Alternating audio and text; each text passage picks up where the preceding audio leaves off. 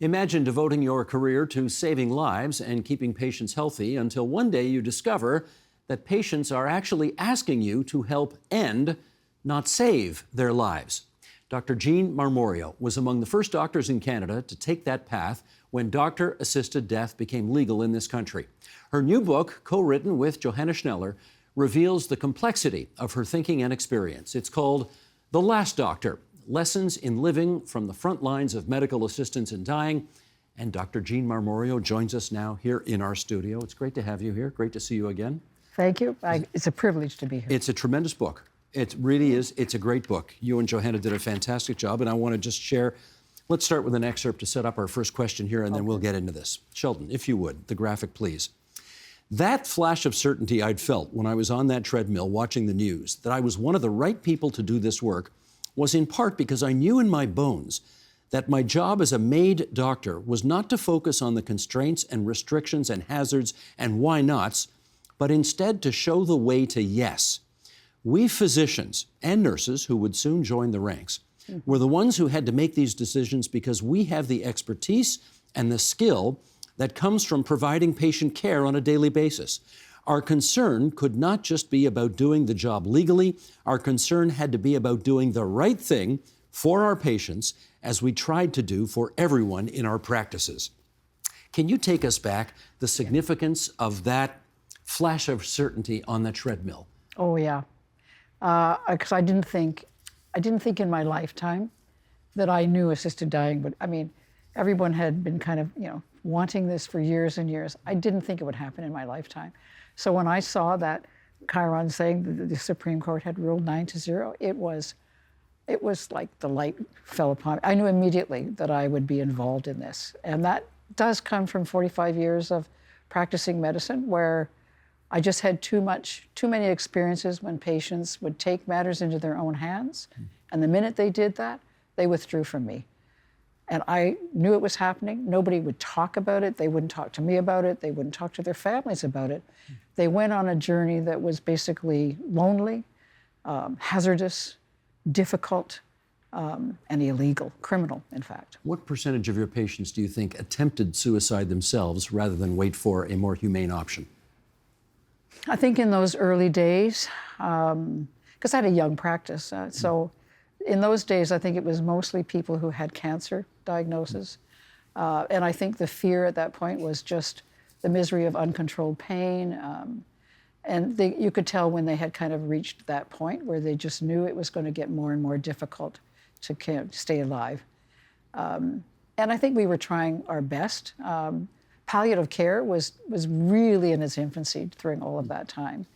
I think the whole symptom management programs were not great. So people had a lot more to fear about what the end of their lives could look like. When you had this moment, this is clearly before any official legal process has been set up. There's no law. There's nothing at this stage. So you created a kind of a crash course for yourself and colleagues on how to do this. How did you know what that should involve? I knew I needed to get back into sort of the whole flowering of palliative care. I knew I needed to kind of understand what the mechanisms were and what was involved in providing excellent palliative care. I wanted to do it in the city. I wanted to do it in the big teaching hospitals. That was where I was working. I wanted to do it in regional hospitals. I wanted to do it in the burbs. I wanted to get into hospices. So it was basically to inform myself. I had a year, and I thought I need to kind of do a lot of bring me up to par, so that I would really know when I actually started to do the work, when people sort of needed to know what was available. We knew that that would be part of what you had to do in terms of assessing eligibility. What was available, what had been offered, what had people done, what had been provided. So I knew I needed to have a lot more background in all of that before I started. There's that word again. You say provided. You call this a provision. You are making a provision. We do. We don't help people commit suicide. I know some people use assisted suicide and euthanasia. My feeling is that I provide care. And I provide care right to the end of life. I've provided care from birth to death. For me, it's the right word to use because I think we provide the service for what people are asking us to do for them. It's a part of care. Yolanda, your first provision. well, she wasn't the first, but Yolanda's story weaves her way through the entire book because she came into my life at the end of the first year, but I didn't provide her with an assisted death until year 3. And at the end of the first year, she was eligible as far as I was concerned. She had had lung transplant, she'd had cancer. I turned her over to the transplant team thinking they would look after her. I actually thought she was dead when she suddenly emailed me on year 3 to say, I need your help. So she weaves through the whole book. And it's Yolanda who was basically the genesis of this book, truly. Do you want to call what happened to her a kind of a death party?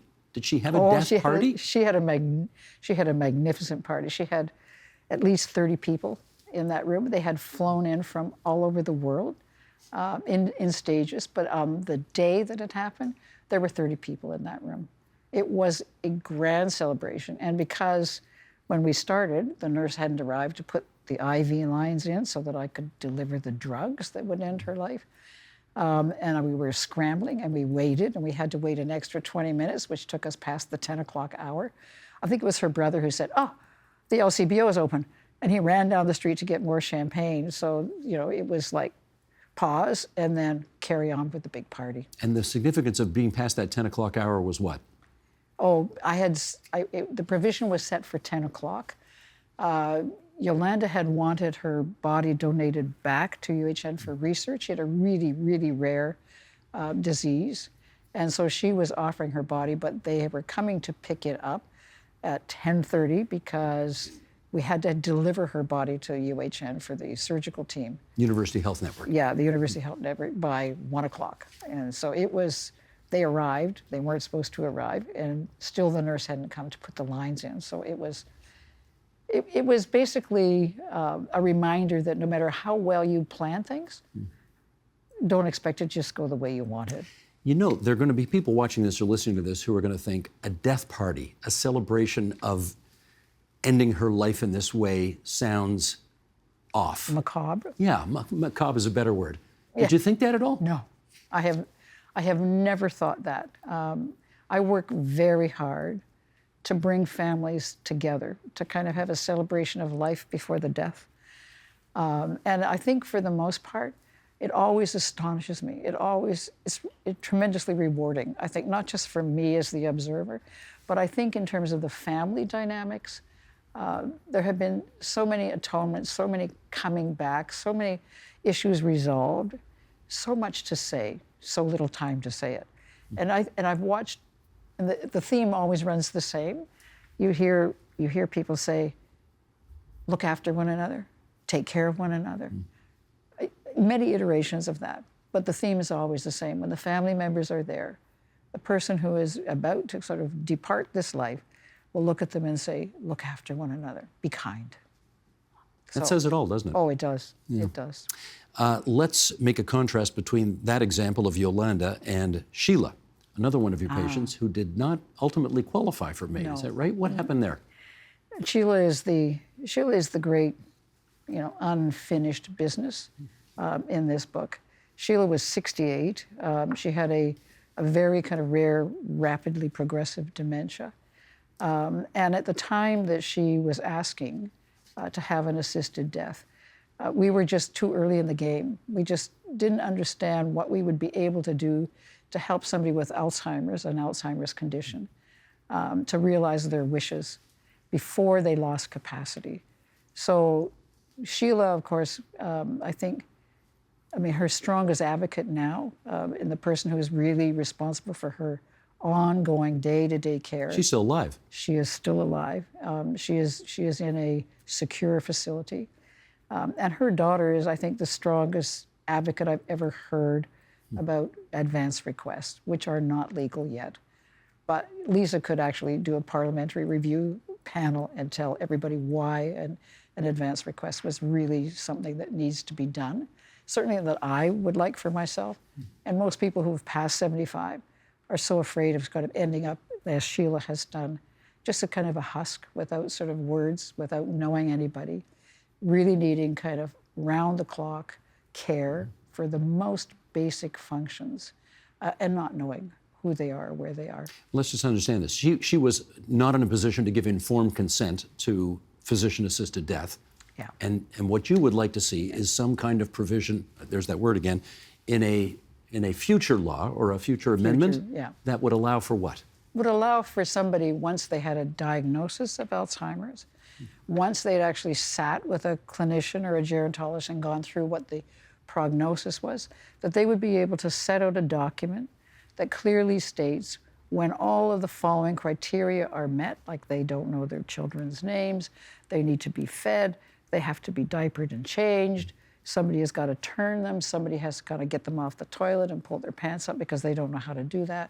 When these conditions are met, that somebody can end their life even though they do not know at that time what they are consenting to. Because they can't give consent at that moment, and their death is not imminent when the paperwork needs to be filled out. Yeah. I mean, and to be clear, we have taken a very broad view of Alzheimer's in terms of looking at it as a life-ending condition. So I'm very comfortable working within a 10-year time frame, but that means that I really need to be talking to that person a lot over time so that when I know that they are close to losing capacity, I can say you must set a date. So we work within the legislative boundaries. It's not easy though. And I think advance requests would relieve a lot of anxiety for a lot of people in this country over 75 years of age. Do you think that day is coming when this advanced consent will be a part of the law? I hope so. I hope so. But I don't think assisted dying in Canada would have happened unless the Canadian public, over 85% of the Canadian public, wanted this. The Supreme Court of Canada heard this. The Supreme Court of Canada is really a kind of a living judiciary that kind of really responds, I think, to the needs that the Canadians are expressing. A living tree, I think, is how Rosalia Bella described it. And Rosalia Bella has got that one right, I think. Let's do one more example here. Tom. Oh, yeah. Why did you need to tell Tom's story? That was a hard one. Well, that was, Tom almost broke me. And in fact, Tom's story, as told in the book, is probably no different from what we are now doing on an ongoing basis with everybody who is what we call track 2, which means that their natural death is not reasonably foreseeable. So that opens the door for a lot of people who have decades of living with chronic illness states, chronic diseases, chronic pain states, multiple chemical sensitivities. I mean, this has been in the media a lot because people are kind of waving the banner over that about, if you have not looked after all the social needs of the population, you cannot be offering them an out. You cannot say it's easier to die than it is to have decent living conditions.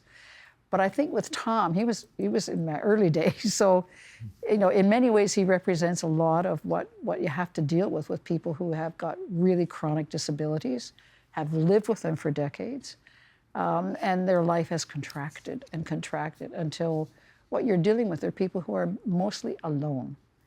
They've lost a lot of the connections that they've had before, and they just don't have any reason to carry on. So with Tom, I got really deeply involved in how we could actually offer him better pain relief.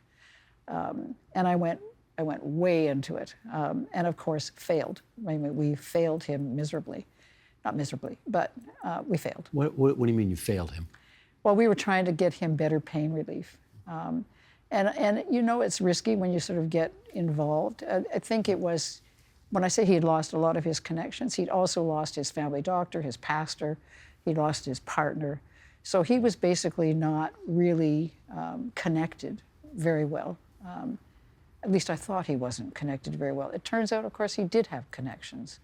But a lot of them didn't really surface until it was almost too late for him. And by that time, he was demanding. He was telling us we had failed him, and we should just give him release. Give him release.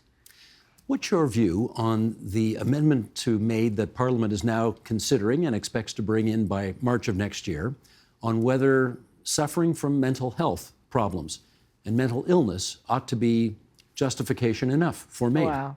I think we all have a little mental illness from time to time. So I think it's not that. I think it's a mental disorder that's really going to be the criteria of eligibility.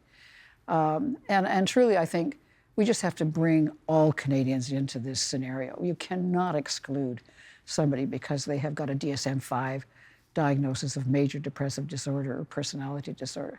I think every Canadian has got to have this right to sort of seek an assisted death if that is their wish. My job is to kind of hear suffering, see it and hear it. And I think psychiatrists have got to kind of bear this burden like all the rest of us in terms of saying, yes, you've done your best, you've done everything you can, but are you hearing what this person is saying? Let me pick up on that, because there's a quote in the book. This is very serendipitous, because this is exactly the next quote from the book I was going to read about hearing. Here we go. Sheldon, I'm bored too. As I left the hospital, you write, I felt no conflict in my soul. Sometimes people ask me, but what about your Hippocratic oath? First, do no harm. Believe me, a lot of what physicians do is harmful. We can cause harm and perpetuate suffering in the name of keeping someone alive. More chemotherapy, more radiation, always one more thing to try. We are trained not to hear when someone says, I want to go. I want to follow up on that. You really think doctors are trained not to hear their patients when their patients have had it?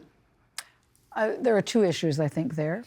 I think doctors are dedicated to cure, to relieving pain, relieving suffering, and cure. There's always one more thing. The psychiatry is the case in point here. There may be kind of treatments. I mean, the psychedelics are kind of the new kid on the block right now. Oh my gosh. We will not be able to provide for anybody if they've not had their crack at psychedelics. I don't care where you're at.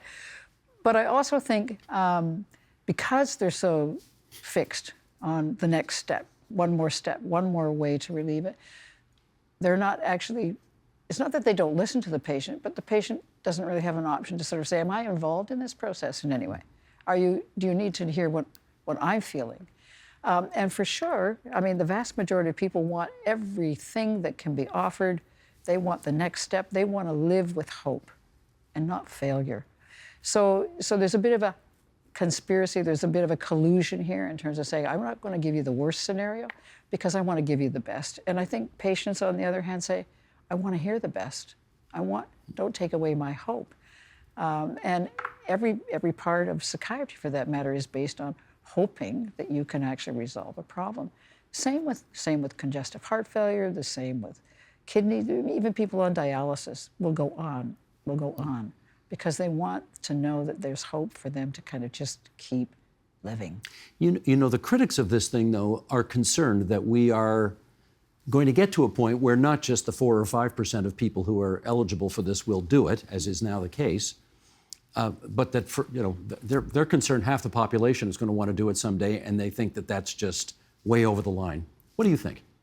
I think they need to rest a little bit. I think this will not happen. I think people really want life. I think people really want connection.